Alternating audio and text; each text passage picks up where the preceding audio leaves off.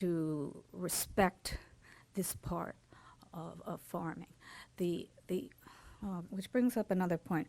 On Okay, on retail, a lot of people misbehave, so your staffing needs to include a golf cart or two so you can have somebody patrol. I can't tell you, I mean, people think apples are baseballs. And they like to climb trees, or daddy likes to climb the tree and fall out. So misbehaving customers are always a problem. Yeah. One question is, are you located by another tourist attraction, and how do people find you? Are you located near another tourist attraction, and how do people find you?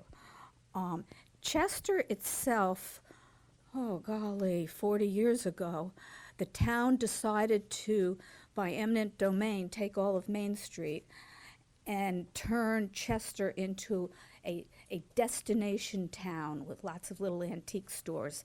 And around that same time, a lot of farms did pop up. There was, well, my mother started PYO around that time, which was the 60s. And there was another farm on the other side of town called Troutbrook, which later got turned into a McCastle field, which also did a PYO. And today, we do have 3 or 4 other competitors in town, and we're not very far from Long Valley and Hackettstown, where there are indeed quite a few other agritourist farms.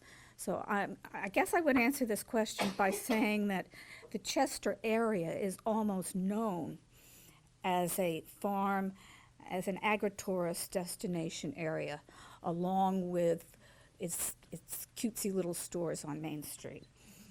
And how do people find us? I think people know that the Chester area, and they probably find us on Google. But there doesn't seem to be a problem of people finding our farm. And I still gloat that the parking lot fills up and my orchards are stripped by the end of apple season, which means there's a franchise there, and that franchise needs to be carefully cultivated. I'm not sure that was a great answer to that question, I'm sorry. But the state of New Jersey does a good job here and there on their Visit New Jersey farms. If you actually pick your own apples, New Jersey into Google, you will get a bunch of listings. And I'm always very careful to pay for the text listings on things like Skylands and Visit New Jersey farms. So the state provides some marketing support for agriculture. When I'm negative on the state, they do a few things well. Okay. Thank you, Deborah. While we're getting our next speaker set up, we had one more question for the audience for you, Deborah, and that was, did your mother operate heavy farm machinery, and how did she get her training? So if you'd like to answer that question, we'll get the next speaker set up. No, my mother did not operate the farm equipment, although when I first came back, I did. I drove our hay wagon for all our school trips. It's not that hard. How did my mother get her training? That's an interesting question, and sometimes I wonder whether she ever actually got that training, because around the time we went pick your own, the peach orchard got diseased, and she was obliged to pull out, I think, the entire peach orchard. So there's actually a funny little story about my mother that goes with this. My mother's grandfather's name was Harry Hall, and Harry Hall has a place in New Jersey's tomato history. He developed what is often called the Rutgers tomato, which was the basis of Campbell's original soup. So my mother always had this, I have horticulture in my DNA right, Mom. And I think to be critical, I think she relied far too much on the chemical salespeople as to what she should buy, how she should care for the trees, and I'm not sure our sprayer was ever properly calibrated until I came back in 2000, which is something that always kind of surprised me. So my mother it was kind of seat of the pants. My father was an engineer, and he could fix anything.